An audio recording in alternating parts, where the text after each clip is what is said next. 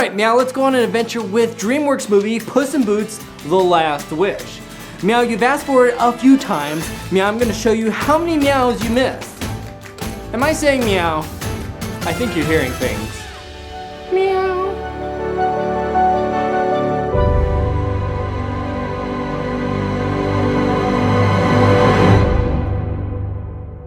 We have a ton of references to other fairy tales, and we have cameos from characters in the Shrek franchise. Like when Puss in Boots remembers all the ways that he dies, we get to see the gingerbread man that was first seen in Shrek. You're a monster! We also see Pinocchio make an appearance being a slave driven by Geppetto for profit. And Jiminy Cricket. I'm your conscience. Also, if you look in the waiting room of the doctor's office, not only do you see this girl has a dead fish. Yeah, and feeding the fish. I don't have any fish. You do now. I call that one Shrek and the other Fiona. But you also see the Wicked Witch from Shrek, also from The Wizard of Oz, and she also has a magic little ball that you can look into. Just like the magic ball that Jack Horner has over here. The witch also says, "I'll get you, my pretty." I'll get you, my pretty. And Jack Horner says, "I'll get you, my kitty." I'll get you, my kitties. Another shout out that we see in Puss in Boots back flashes. Oh wait, is it flashbacks? We see him with Shrek and Donkey crossing a bridge. And if you can't remember the scene, maybe it's because it's parodying The Lion King. And even though I couldn't find the fairy godmother from Shrek, you can see her wand right there. In case you've never gambled or been to Vegas, they knew Puss in Boots was cheating because the deck of cards only has 4 aces, but he has 5. Puss in Boots is voiced by Antonio Banderas, and if you thought you recognized the voice, you may have remembered he played as Alejandro Morita, not Burrito. And he would later become the new Zorro. So the scene carving a P into the ground is a reference to his younger years of Zorro carving a Z. No, I said carving a Z. Thank you. I'm not sure why Mama Bear is alive though, since she was killed in Shrek by Lord Farquaad. But if you look closely at Goldilocks, you'll see that her hair is actually shaped to make it look like she has 2 bear ears. Do the trophy room. In the trophy room, we have a ton of references and props from other movies. Notice this compass right here? That belongs to the infamous Captain Jack Sparrow. Savvy. Another captain is Captain Hook. There's Hook's hook.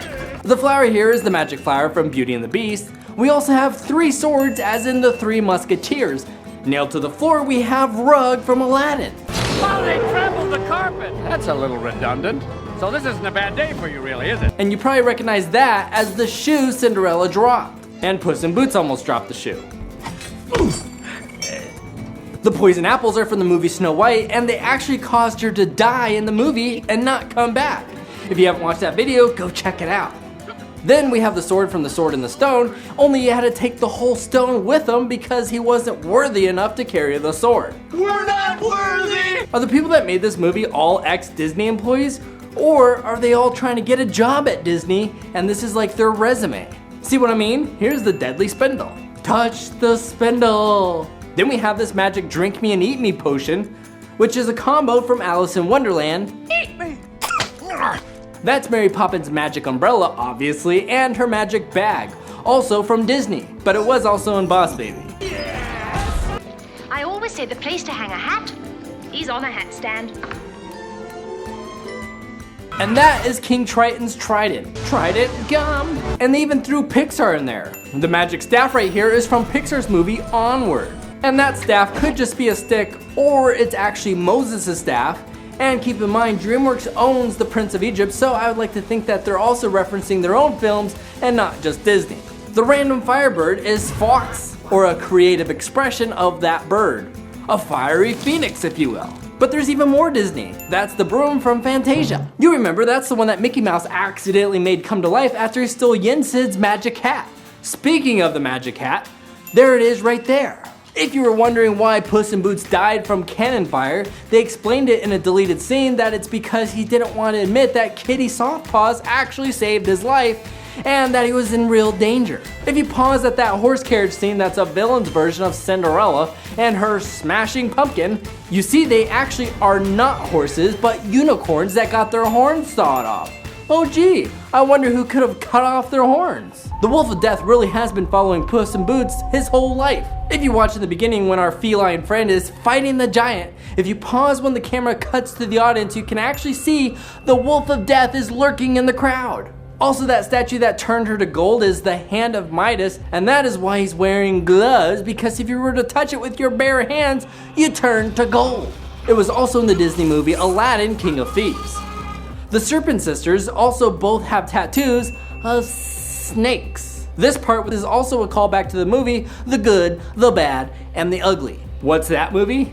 Ask your grandparents about it, they probably know about it. Say hello to my gatito blade. Say hello to my little blade?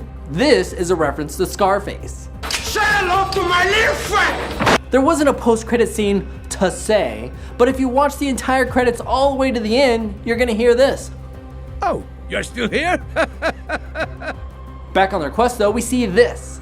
Pocket full of posies? Makes sense it would be Perito's most dangerous part of his quest. That saying comes from the nursery rhyme Ring Around the Rosie, which is actually a song about the Great Bubonic Plague, where Ring Around the Rosie actually symbolizes the rashes that you would get from the disease. And Pocket Full of Posies was flowers or herbs that you would shove in your pockets to help cover up the smell of death that was all around you.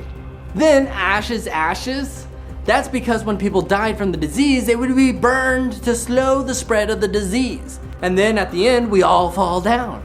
Everybody dies. Lovely nursery rhyme to sing to that little baby of yours. Also, it's estimated that somewhere between 75 and 200 million people died from the disease.